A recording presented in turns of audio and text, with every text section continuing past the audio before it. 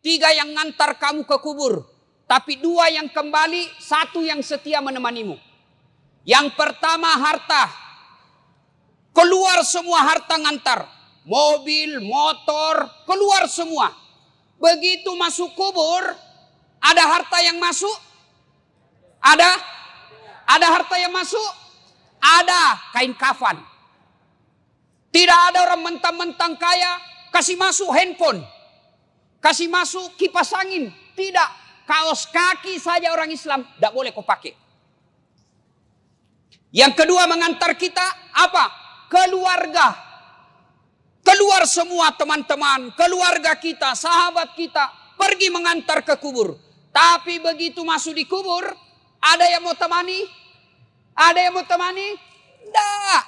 Meskipun bapak kalau meninggal istrinya, meskipun sayang sama istri, mau masuk di kubur. Nabi bilang, kemanapun kau pergi, aku akan mengikutimu. Gunung kan kudaki, lautan ku seberangi, masjid kau lewati. Masuk di kubur, ada yang mau temani? Tidak. Yang ketiga kata Nabi, yang mengantarmu amal. Inilah yang akan mengikutimu kemanapun kau pergi. Masuk di kubur, dia akan masuk. 2 jenis amal. Amal kebaikan, amal keburukan. Masuk. Taman iki buru ditimbun. Pak, ada perantau di sini? Ada dari Sulawesi? Coba angkat tangan. Oh, banyak-banyak. Ada dari Jawa? Banyak. Ada orang Banjar?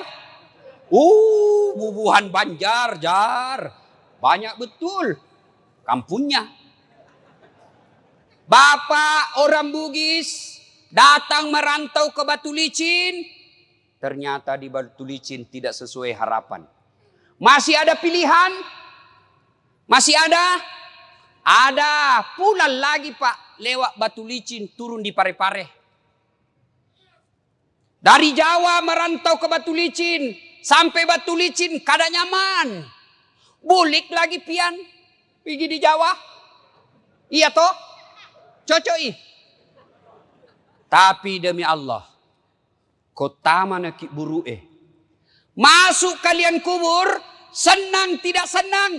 Tinggal kau di situ. Tak boleh kau lagi keluar. Kalau kau keluar kau dari kuburmu. Kau dikubur sore, keluar kau besok pagi, lari semua orang Batu Licin. Nah, kalau masuk kubur, tidak bisa makin ngapa-ngapain. Petumanan ya amalmu, kata Nabi, putus semua amal-amalmu, kecuali 3 hal. Haji almarhum Haji Andi Arsad, dengan istri, ada mi dikubur? Almarhum Abdul Latif bin Siapo, bapaknya Ustadz, ada mi dikubur? Soeharto, Habibie, Gus Dur, Soekarno, ada mi dikubur? Mbah Surip, tak gendong kemana-mana. Dek nagaga, hilang semua. Maka putus semua orang sudah dalam kubur. Yang bisa menolongmu kata Nabi telu mani. Tinggal 3 perkara yang bisa menolongmu kalau kau sudah masuk kubur. Apa gerangan yang menolong? 1 kata Nabi, anak yang soleh dan soleha. Bukan anak anggota DPR, bukan anak kontraktor, bukan anak profesor, bukan anak tentara polisi, bukan. Tapi apa? Soleh dan soleha. Menjadi soleh dan soleha tidak harus tinggi sekolah. Menjadi soleh dan soleha tidak harus kaya. Menjadi soleh dan soleha tidak jadi pejabat dulu, tidak. Biar tidak ada sekolahmu kau bisa jadi soleh dan soleha. Biar kau miskin boleh kau jadi soleh dan soleha. Dan itu gampang. Mau jadi anggota DPR? Wane piro. Mau jadi bupati? Lebih mahal lagi, tipu kiri kanan. Mau jadi pengusaha batu bara, siaga duitmu. Mau kau jadi soleh dan soleha, biar kau miskin bisa. Mau kau jadi soleh dan soleha, biar tidak ada sekolahmu, boleh. Gampang. Nih, bapak-bapak ini di depan saya sudah muka-muka sakaratil maut. Di mana-mana dia. Kira-kira kalau bapak mati, siapa doakan kau? Siapa? Istrimu. Kalau dia masih muda, kawin lagi. Ibu-ibu, kalau meninggal, siapa doakan? Suami. Mak bene sih. Siapa yang doakan kita? Anak. Saya ini contohnya. Kakak saya. Jarang saya doakan. Nah minta doakan Kak De. Itu pun kalau saya ingat. Tapi siapa yang selalu saya doakan di sujud terakhir saya setiap sholat. 5 waktu saya selalu sujud. Saya di ujung sujud saya selalu berdoa. Allahumma ghafirli wali walidayya warhamhuma kama rabbayani shaghira. Dan saya merasa almarhum Abdul Latif termasuk bahagia di kubur. Kenapa? Karena saya setiap sujud bukan diriku kudoakan tapi bapakku. Namobi bapakku bukan kontraktor. Meskipun bapak saya tidak tahu bahasa Indonesia. Meskipun bapak saya tidak ada sekolahnya. Tapi insya Allah bahagia di kubur karena anaknya selalu doakan. Nih bapak-bapak kalau mati ki. Mau ki lihat bagaimana nasib tak dikubur. Lihat anakmu sekarang. Lihat anakmu. Kalau anakmu malam Jumat kau intip. Baca Yasin di dalam kamar. Harapan mo harapan. Pagi-pagi. Siapa buka pintu itu. Intip. Tahu ah. Anaknya yang bungsu buru-buru ke masjid. Harapan no. Harapan no. Anakmu pergi main futsal jam 5. 10 menit sebelum menjalan. Lari-lari pulang cepat rumah. Kenapa? Dia mau tunggu sholat jamaah maghrib di masjid. Harapan pak. Meskipun kau cuma ngontrak-ngontrak. Biar anakmu tinggi sekolahnya. Banyak uangnya. Banyak istrinya. Tapi tidak pernah sembahyang. Macilaka kok. Pintar bahasa Inggris Ustaz. Apa hebatnya pintar bahasa Inggris? Nah bilang jago sekali anaknya itu Ustaz. Masih SD pintar bahasa Inggris. Nah banyak anak-anak pintar bahasa Inggris. Nggak percaya pergi kok di Inggris. Itu anak-anak di Inggris pak. Bahasa Inggris semua. Apa kalau dia pintar bahasa Inggris? Memangnya kalau dia pintar bahasa Inggris berdoa pakai bahasa Inggris.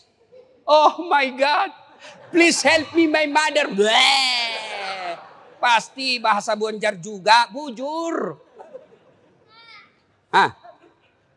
Maka Pak Bu. Yang bisa menolong bapak seketika kubur. Anak yang soleh dan soleha. Yang kedua. Yang bisa menolong kita ketika sudah masuk di kubur. Apa? Sedekah. Nih bapak-bapak yang banyak cincinnya. Jamrud. Ruby. Pak Sudian. Mahal jamnya. Kalau pian mati. Siapa pakainya itu?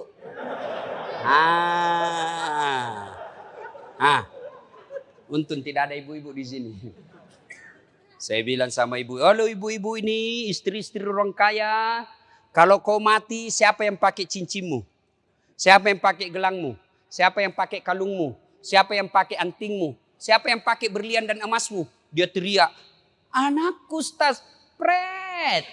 Bukan anakmu yang pakai, siapa? Istri kedua. Karena suamimu pasti kawin lagi. Dia dengar istriku, mamanya cek. Dah dengar ini ceramahku, nah lihat di YouTube. Pulang nah panggil Kak Ustaz. Jadi nanti kalau mati Kak, mau kawin lagi. Saya bilang sini kau sayang. Saya kasih tahu kau baik-baik sayangku. Jangankan kau mati, masih hidup kau saja. Nah saya selalu berpikir kawin lagi. Apalagi kau mati no way. Tidak. Maka bapak-bapak, jangan kau berharap nanti anakmu yang sedekah. Jangan.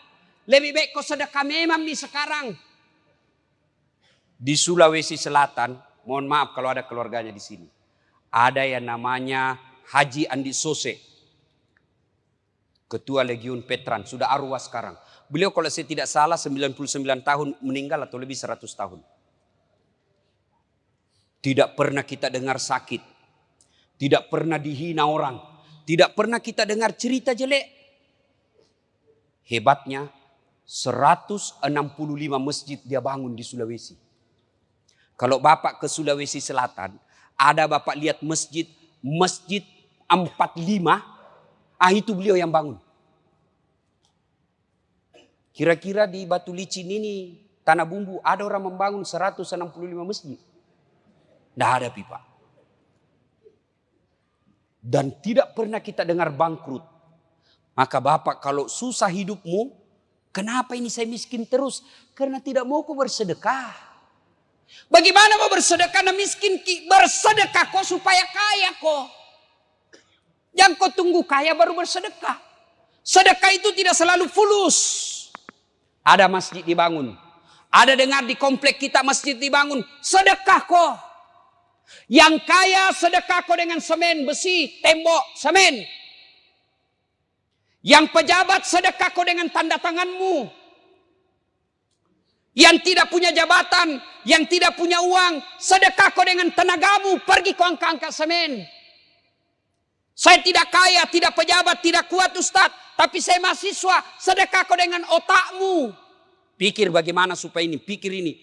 Ustaz, saya pandai menggambar. Nanti saya gambarkan. Saya pandai ada ketik komputerku, saya ketik undangannya. Itu sedekahmu. Saya bukan pejabat, saya bukan orang kaya, saya bukan mahasiswa, saya tidak punya tenaga kerja keras. Apa sedekahmu? Diam kau. Jangan kau banyak bicaramu. Ada juga itu tidak pernah datang berjamaah, tidak pernah nyumbang, tidak pernah ikut rapat. Mak kau bawa nolah cilaka. Ya mega bicara. Sedekah Pak. Bapak-bapak ini terutama kita yang sudah tua. Sedekah Pak. Demi Allah kalau Bapak sudah masuk kubur. Menantinya bukan 1 tahun kau dikubur. Bukan 100 tahun kau dikubur. Tidak balik-balik mako. Mondronok kau tu. Dena gagamu lisu. Sedekah Pak. Ada orang tidak mau sedekah pada luannya banyak. Apa nak pikir? Anakku kasihan. Bagaimana nanti? Anakmu lentongi rezekinya. Enak sekali tuh anak. Dikasih sekolah. Dikasih menikah. Dibelikan rumah. Lahir cucunya kita lagi akekai. Dibelikan lagi mobil cucu. Dikasih sekolah lagi cucunya. Iya kalau nak ingat kok. Kalau mati kok.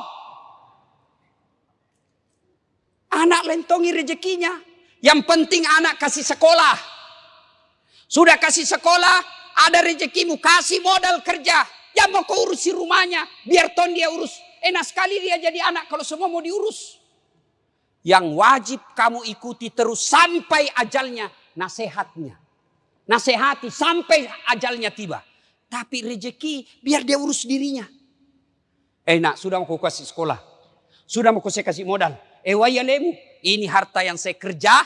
Sudah mau kau kasih warisan. Bagianmu sudah ada. Saya mau nikmati. Saya mau bangun masjid. Saya mau nikmati. Saya bangunkan panti asuhan. Saya bikinkan anak yatim rumah. Supaya saya enak ton di kuburku.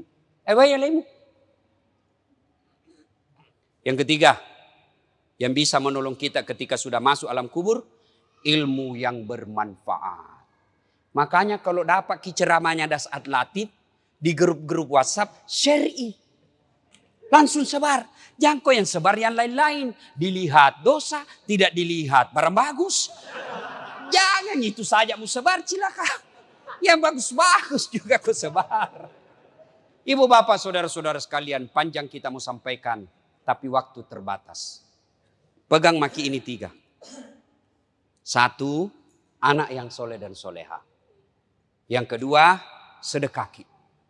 Tidak ada orang bangkrut gara-gara sedekah. Malah kalau mau bapak kaya tolak bala, sedekah. Kenapa itu anakku Ustaz susah sekali dinasihati? Tidak pernah ku sedekah.